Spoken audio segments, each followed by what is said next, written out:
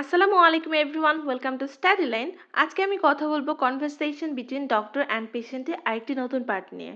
এর আগে আমি এই কনভারসেশনের আরও দুইটি পার্ট নিয়ে আলোচনা করেছি।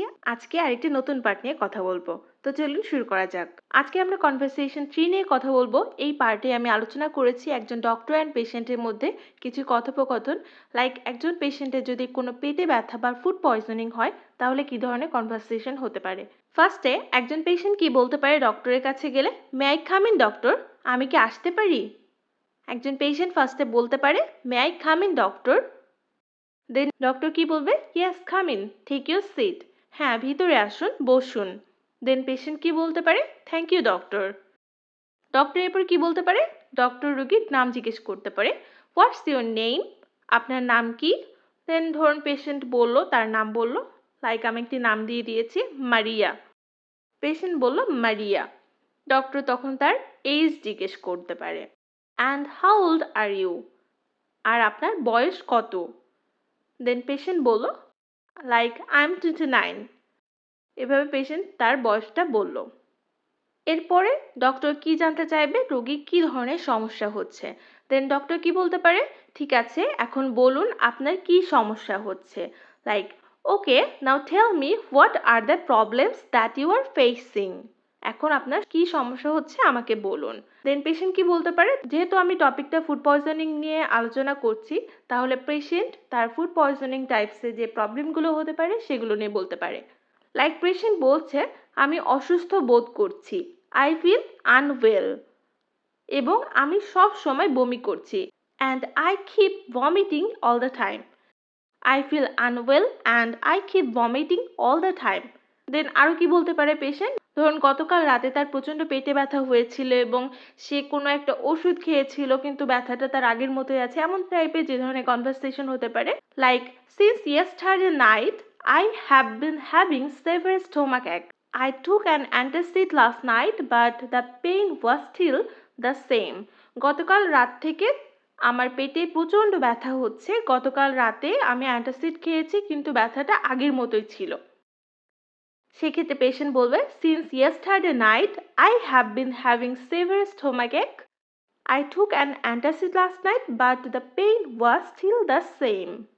দেন ডক্টর কি করতে পারে? তার কথাটা শুনে দুঃখ প্রকাশ করতে পারে, সেজন্য তিনি বলতে পারেন oof I am sorry to hear that. ওফ, আমি এটা শুনে দুঃখিত।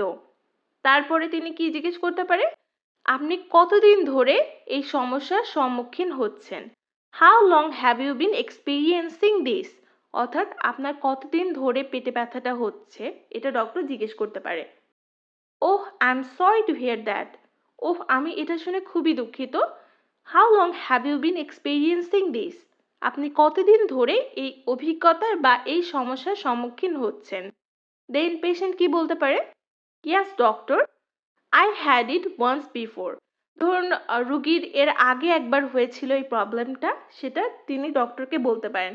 বা যে রোগীর ধরুন 2বার হয়েছে বা এর আগে অনেকবার হয়েছে, সে সেভাবে সে কথাটা বলবে, ঠিক আছে? সেক্ষেত্রে পেশেন্ট বলবে yes doctor, I had it once before. এখানে আমি একবার প্রবলেম হয়েছিল এমন টাইপের কনভারসেশন ইউজ করেছি।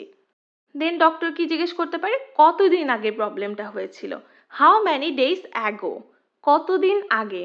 পেশেন্ট বলতে পারে লাইক আমি এখানে একটা মাসের সংখ্যা দিয়ে দিয়েছি, যার যেরকম প্রবলেম হবে অবশ্যই সে সেভাবেই বলবে।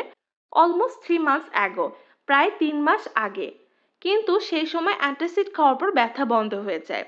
তার অ্যান্টাসিড খেয়ে ব্যথা বন্ধ হয়ে যায়, তাই তার ডক্টরের কাছে আসার কোনো প্রয়োজন হয়নি। But at that time the pain stopped after I took an antacid. প্রায় 3 মাস আগে তার প্রবলেমটা হয়েছিল কিন্তু সেই সময় অ্যান্টাসিড খাওয়ার পর ব্যথা বন্ধ হয়ে যায়। দেন ধরুন ডক্টর জিজ্ঞেস করতে পারে যে তার কোনো মাথা ব্যথার প্রবলেম আছে কিনা। সেক্ষেত্রে ডক্টর কি বলবে? Do you have a headache? আপনার কি মাথা ব্যথা আছে? Do you have a headache? পেশেন্টের ধরুন মাথা ব্যথা নেই, সেক্ষেত্রে পেশেন্ট বলবে নো। এরপরে ডক্টর কি বলতে পারে? ডক্টর এখন চেক আপ করবে, সেক্ষেত্রে ডক্টর কি বলবে? Please lie on that bed, I have to check. দয়া করে ওই বিছানায় শুয়ে পড়ুন, আমার পরীক্ষা করতে হবে। Please lie on that bed, I have to check. তারপর ধরুন ডক্টর তার চেক আপ করবে কিভাবে, লাইক ডক্টর তার পেটে চাপ দিয়ে এবং কি হার্ট ঠিক আছে কিনা সেই ধরনের চেকআপ যা করতে পারে, সেক্ষেত্রে আমি জাস্ট একটা এক্সাম্পল দিয়ে দিয়েছি। সেটা যেকোনোভাবে যেকোনো রকম হতে পারে। Like I am going to press your stomach to see where it hurts. আমি আপনার পেট টিপে দেখব কোথায় ব্যথা করছে। And then I am going to check your heart. এবং তারপর আমি আপনার হার্ট চেক করব। সেক্ষেত্রে ডক্টর কি বলবে? I am going to press your stomach to see where it hurts and then I am going to check your heart. যেহেতু রোগীর এখানে পেটে প্রবলেম হয়েছে, তাই ডক্টর ফার্স্টে স্টোমাকটা চেক করবে। এরপর আর কি ধরনের কথা হতে পারে?